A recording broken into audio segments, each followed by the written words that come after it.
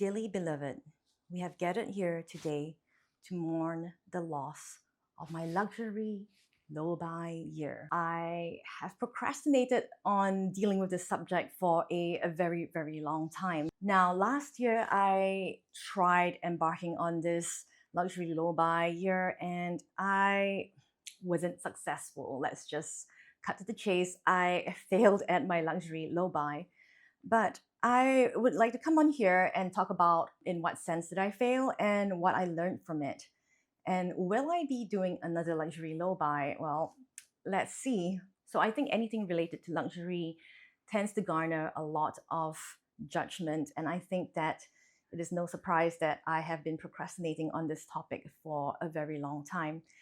But it's actually been weighing on my heart for practically the whole year. I want to be able to have the freedom to speak on my channel about whatever I want, because this is a space for me of creativity, of freedom. So I will just go ahead and make this video. And I hope that you, gentle audience, receive this with kindness and grace. And I do encourage you to leave your thoughts in the comment box down below. So basically, it was just two rules. It was buy 4 bags within the whole span of 2024. And the second rule was a dollar amount budget that I was only going to spend on luxury. And on both counts, I failed.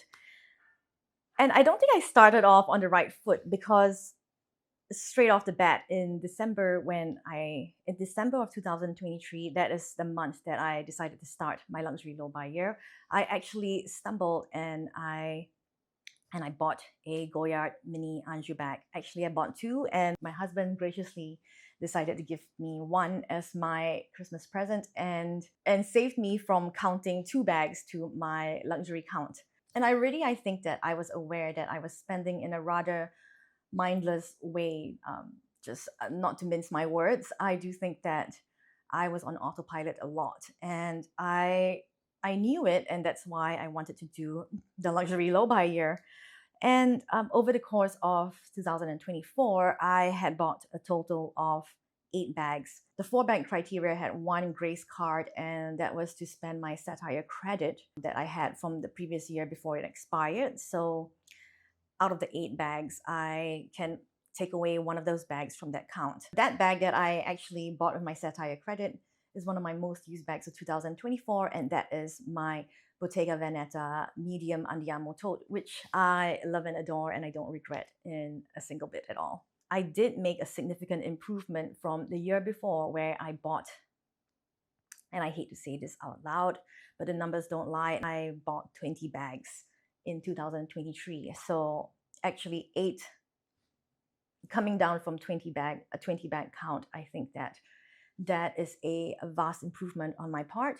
So I'm going to give credit where credit is due. I might have failed on this count, but maybe my rules were a little too idealistic, and it's a process, and I am discovering things along the way. Moving forward, if I want to cut down on the number of items I'm buying, I do actually feel like I need to set more realistic goals for myself. Which brings me to rule number 2, and that is the dollar amount. And I think that it is rather iffy to talk about money here in public. So I will not reveal that dollar amount, but I will talk about it in relative terms. In the year 2023, I had spent a lot of money on luxury, and I was starting to get that uncomfortable feeling. So I've always been very unwilling to work with a budget in terms of my luxury spending. I set a dollar amount that was 1/3. Yes, it was less than 1/3 actually. It was less than 1/3 of the spending that I did in 2023. And I don't know how in the world I expected myself to cut my spending by less than 1/3 of what I've been spending the year before. But I think on reflection, I feel like I was punishing myself or retaliating to the crazy amount of spending that I did the year before. So last year, my total luxury spending was 20% less than what I spent the year before. And I think that is a significant amount of progress. So I didn't spend 1/3 of what I spent the year before. I spent 72.9% of what I spent the year before. But I do think that is a step in the right direction. And while I failed at my luxury low buy goals, I do not feel like it was something that was not fruitful. And I think that it's worthwhile doing for yourself. And what I found helpful was number one, a sense of curiosity. And I think that a sense of curiosity helped me to introspect more and just take a pause and ask myself things like questions like, why did I feel the need to punish myself? Why was I setting such a low target? And yes, I know the lighting keeps adjusting, and it's because of this auto tracking or something to do with the settings on this new camera of mine. And I am a tech dinosaur. It takes me a very long time. You'll have to put up with me, because when the inspiration hits, I am just going to film, and I feel like that's the way to move forward in making my videos. So back to the subject, what I found helpful: curiosity. Yes. Why did I feel the need to restrict myself so much? And why did I feel like I had to punish myself? Is it from a sense of undeserving? So I think to a very large degree, I was spending the year before because I enjoy that sensation of being swept away by a new collection. So in 2023, there were two extremely big launches that really stole my heart. And that was none other than the Loewe and Studio Ghibli House Moving Castle collaboration, and also the Yayoi Kusama collaboration with Louis Vuitton. And those two collaborations, I really relished and enjoyed, just following my heart when it came to that. I don't think that I do not deserve these items. I definitely feel like, to a certain degree, because I don't work a 9 to 5, I have kids to take care of. I am predominantly a mom, and I make my income passively. I do feel like, in a certain way, I wanted to enjoy the fruits of my labor. I wanted to show to myself that I was successful and I deserved to treat myself based on my earnings. Yeah, was I trying to prove something to myself? I think that maybe the answer to that is yes. And I do feel like the sense of curiosity helped me with my inward looking and just discovering why I do the things that I do, which leads me to the next point, and that is being mindful. And being mindful, I know, has become this sort of cliche catch-all of a term. That I think that being mindful is being present in the current moment, not being disengaged so much. And very much of the time when I was on autopilot, when I made those purchases, like my Goyard mini Anjou situation, I was very tapped out. And a lot of it has to do with being tuned out of my thoughts, tuned out of my body. There were a lot of things inside of me that I didn't want to look at, and that led to just mindlessly spending. Whew. This is a lot of heavy topics. Yes. Other things that I felt were helpful in this luxury low buy practice was just to be able to sit still with myself and center myself on a daily basis and reconnect with the present moment. Along with mindfulness and curiosity, the ability to just observe yourself in a non-judgmental way is key to all this self-understanding. And making observations like, what am I feeling in the moment? What was the situation around me? How stressed was I? Who was around me? Most of the time when I do shop, I am alone. Many oftentimes I have this reluctance to have a budget or constrain and restrict my spending, because I do feel rather constrained in many other areas in my life. I feel like there are many restrictions in my time and energy in a day. And thankfully, I am blessed enough to not have shopping be one of the areas in my life where I need to constrain myself. And that's why there was a part of me that rebelled against this luxury low buy. And before that, I gave myself free rein to spend in 2023. I was actually allowing myself a breathing space. When I find space for myself and I find things to fall in love with and get swept up by that are not related to shopping and not luxury, I do feel like that has been very, very helpful, because then I do feel more present with things like reading, with things like exercising. Yes, I know, with things like exercising, getting out of the house, connecting with nature. I am very, very drawn to nature. I like being around trees, greenery, plants, and different ways of taking care of yourself. They are very real and concrete ways of connecting with myself. And I do think that shopping can be also very pleasurable, and it's not necessarily a vice.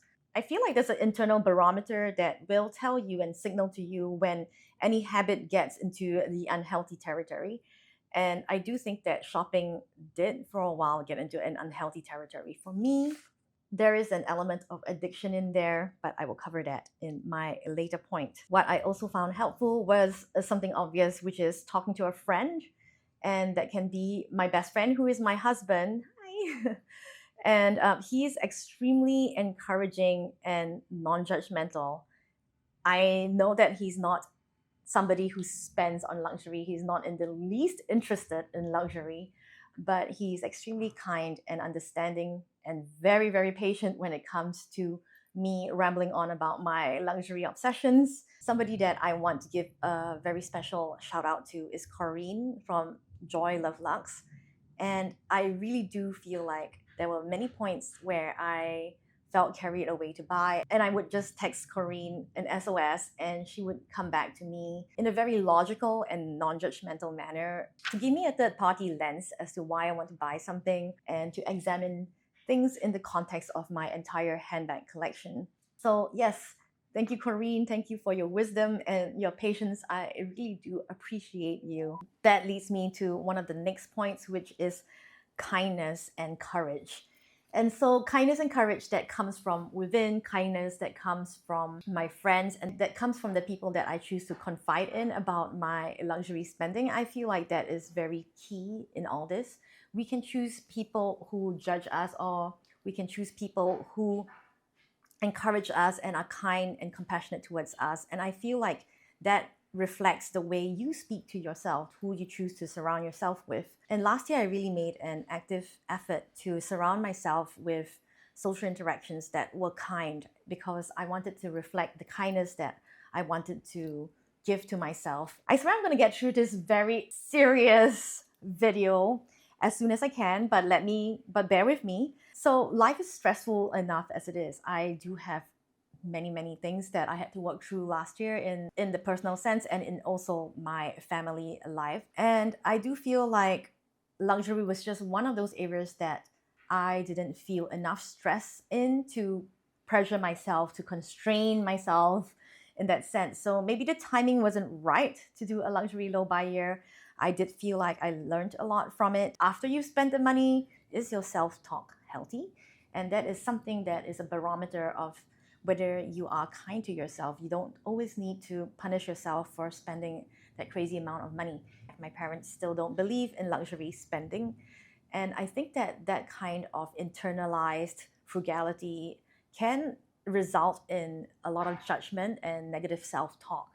And I do feel that there needs to be some kindness and grace given to what we love in life. If you love something beautiful, beautifully made, something that is plush and to the highest quality, and yes, those things do come with a very high price tag, I don't feel that there is a need to bash yourself up about the things that you love. Maybe for people who do not love luxury, it is easy for them to say, yeah, why are you spending so much? This is not justifiable.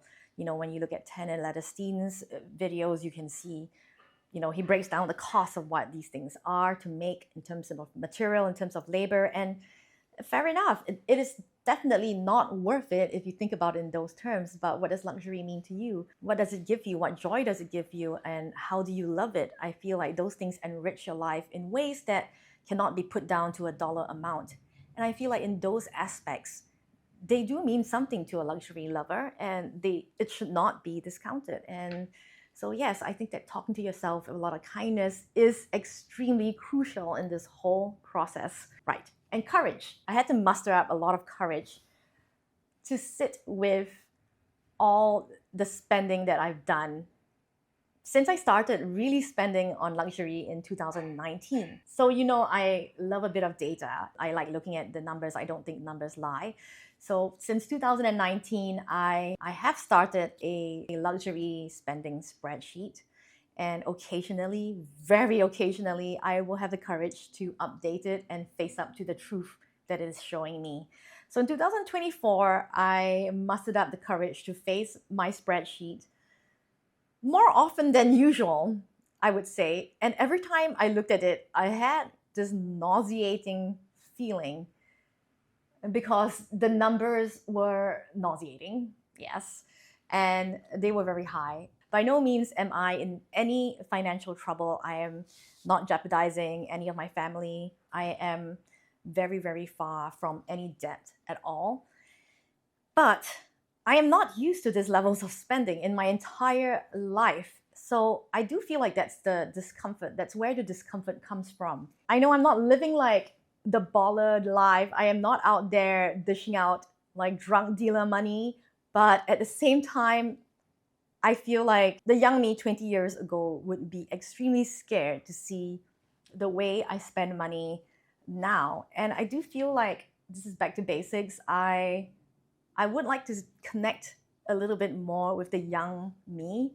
And I don't want to come from a fearfulness standpoint where we don't know what's going to happen in the future and we could lose it all at some point. And yes, that might be true, but I do feel like curbing my spending in terms of contentment, in terms of reflection, and starting to focus on other things in my life is more of the step in the direction where I want to go to.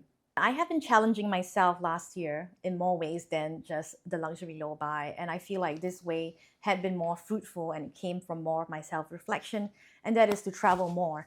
I have been dragging my feet about traveling, especially traveling away from my children, and I do feel like a sense of coming back to myself and learning how to separate from my kids in a healthy way when I do need to take the time to myself is extremely key to my mental well-being.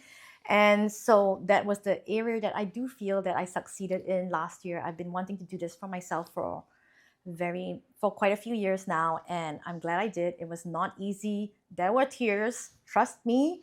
And this year, I do feel like traveling more is also one of the things that I can focus on and fall in love with. Yeah, that's just not related to luxury. So this is my last point, and I think this was the point that I was most nervous about sharing in this video, but I do want to get it off my chest. I debated about sharing this for a very long time, and so I have known for a very long time now that I am neurodiverse when it comes to my brain wiring. And I do think that actually getting diagnosed, seeking therapy about it helped a great deal in understanding how I work and how I manage my life. I do come from a very, very neurodiverse family. All my children are neurodivergent. My husband is neurodivergent himself. And it took me a very long time. It was a process of, I think, the 4 years. I don't want this luxury channel to be talking about this topic all the time, but I am just putting it out there. But I do think it was a struggle for me. It has been a struggle for my entire family, being neurodiverse in a very exacting and orderly society over here in Asia. And yes, it is somewhat of an uphill battle. And yeah, I do feel like understanding your own neurodiverse traits and how your coping mechanisms come in, how being addicted to things, being obsessed with stuff, liking to be swept away by these feelings of dopamine, that has very much to do with being neurodiverse. And getting the management plan for yourself and your own brain chemistry and what makes you tick. And I think that has been a very important piece to this whole puzzle. I do want to end things here, and I do welcome any kinds of conversation about all the various topics that I talked about. I hope that this luxury low buy fail video will be helpful to some of you out there, even one person out there. If you find this helpful, I will consider this a success. So, do I plan to have a luxury low buy year in 2025? The answer is a soft yes. I do have a number, and that is basically half of what I spent last year in terms of total luxury spending. So the budget still exists. I do want to try to work within that framework, but I also don't want to be harsh about it. And I'm not giving myself a bank number this year. Especially with the Murakami launch, I am really, really anticipating the Sakura or the cherry blossom launch that is coming out soon. So yeah, I don't want to give myself a bag number. At the same time, we shall see. I hope to be able to spend within half of what I spent last year, it is still unrealistic. Hey, if you don't shoot for the stars, you won't land on the moon. I think that I've rambled on long enough. I have a lot of editing to do when it comes to this very rambly video. I hope you enjoyed the bag candy behind me. And yes, I wish you all the best, whether you're on a luxury low buy or not for the coming year. And yeah, I'll talk to you in my next video. Take care, and I'll see you guys soon. Bye.